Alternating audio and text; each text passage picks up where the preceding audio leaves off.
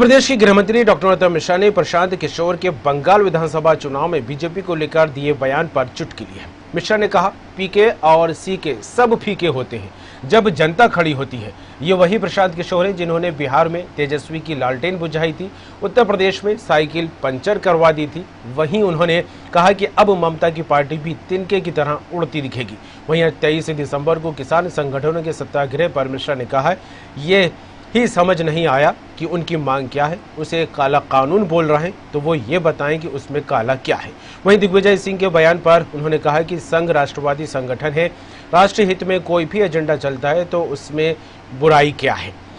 Tiger state के बाद मध्य प्रदेश को तेंदुआ स्टेट का दर्जा मिलने पर डॉक्टर नरोत्तम मिश्रा ने कहा कि मध्य प्रदेश अब हर एक चीज में आगे रहेगा। पहले पश्चिम बंगाल के पास ये दर्जा था, अब मध्य प्रदेश के पास है।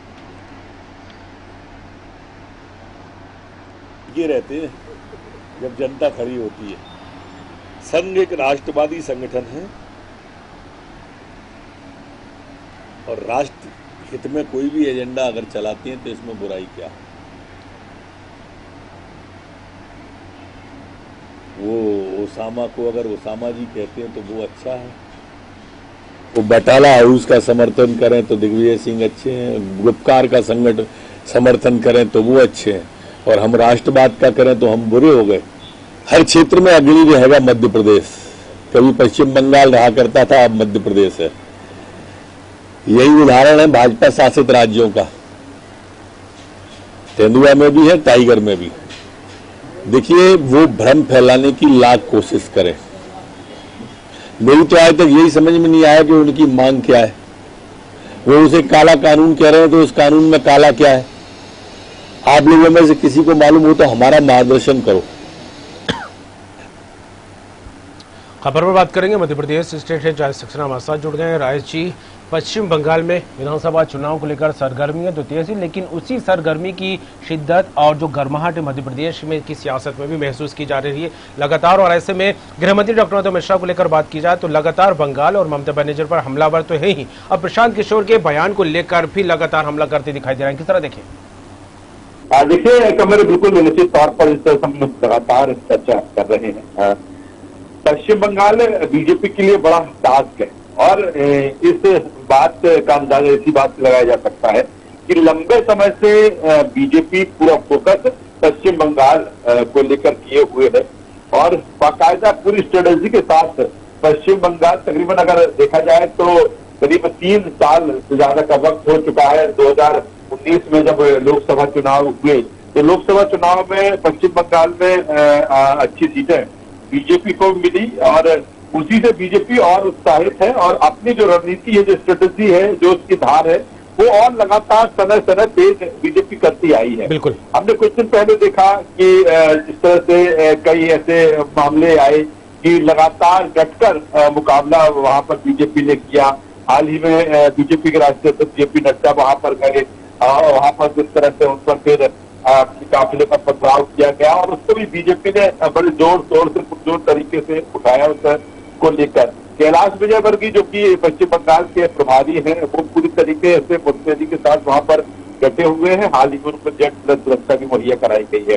नरोत्तम मिश्रा, प्रदेश के गृह मंत्री डॉक्टर नरोत्तम मिश्रा, जिस तरह से पश्चिम बंगाल को लेकर लगातार वो सक्रिय हैं और गए वहां पर, और जो कुछ उन्होंने अभी एक दिन पहले ही बयान किया कि वहां की स्थिति काफी अराजक है, कानून व्यवस्था की स्थिति चौपट है और हर तरह से वहां पर जो विकास है वो अवरुद्ध हो चुका है, चाहे वो सामाजिक हो, आर्थिक हो, राजनीतिक हो।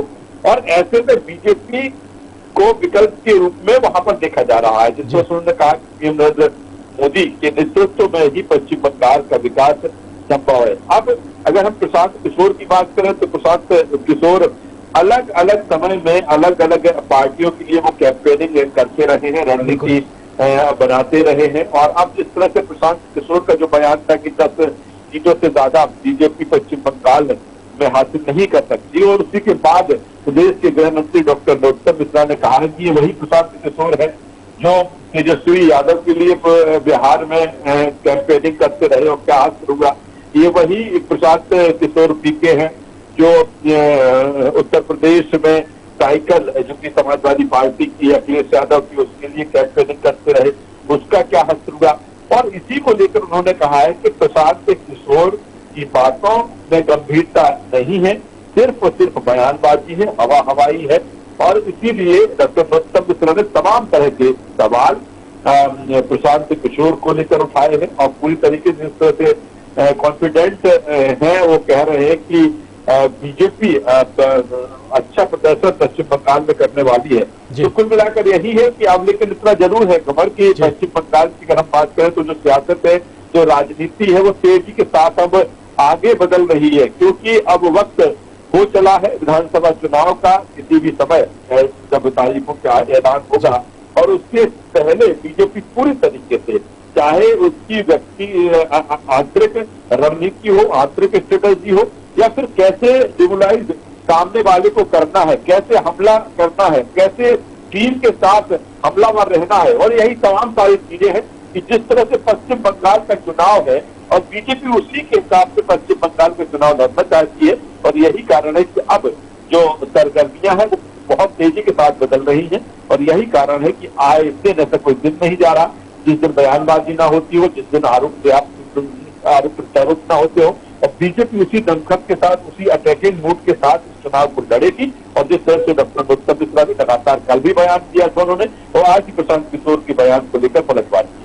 बिल्कुल राज जी, काफी अहम बात कही है कि पूरे घटनाक्रम को लेकर देखा जाए, पूरे सियासी विषाद को लेकर देखा जाए तो बीजेपी काफी कॉन्फिडेंट नजर आ रही है। फिलहाल देखने वाली बात होगी जिस दमखम के साथ पश्चिम बंगाल में मैदान में उतरने की बात कहती नजर आ रही है, कितना असर होता दिखाई देता है चुनावी समीकरणों पर, क्या कुछ तस्वीरें जो निकलकर सामने आएंगी। तमाम बात के लिए आपका बहुत बहुत शुक्रिया। तो जिस तरह देखा जाए पश्चिम बंगाल में विधानसभा चुनाव को लेकर सरगर्मियां तेज, और ऐसे में मध्य प्रदेश के गृह मंत्री लगातार ममता बनर्जी पर, उनकी पार्टी पर, इसके अलावा कांग्रेस और अन्य बातों को लेकर लगातार जो है बयानबाजी करते दिखाई दे रहे हैं और विपक्ष पर भी जमकर निशाना साध रहे हैं। तो वहीं किसान मुद्दे को लेकर भी उन्होंने कहा है कि काले कानून की बात कही जा रही है, कहा जा रहा है कि कृषि कानून जो है किसानों के लिए काला कानून है। आखिर काला क्या है, इसको साफ किया जाए।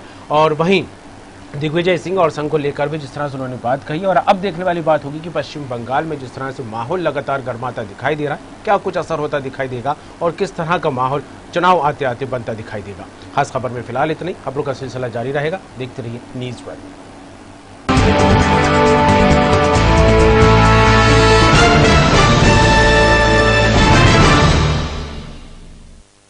इस कार्यक्रम के प्रायोजक थे रूप मंत्र आयुर्वेदिक फेस क्रीम। ये कोई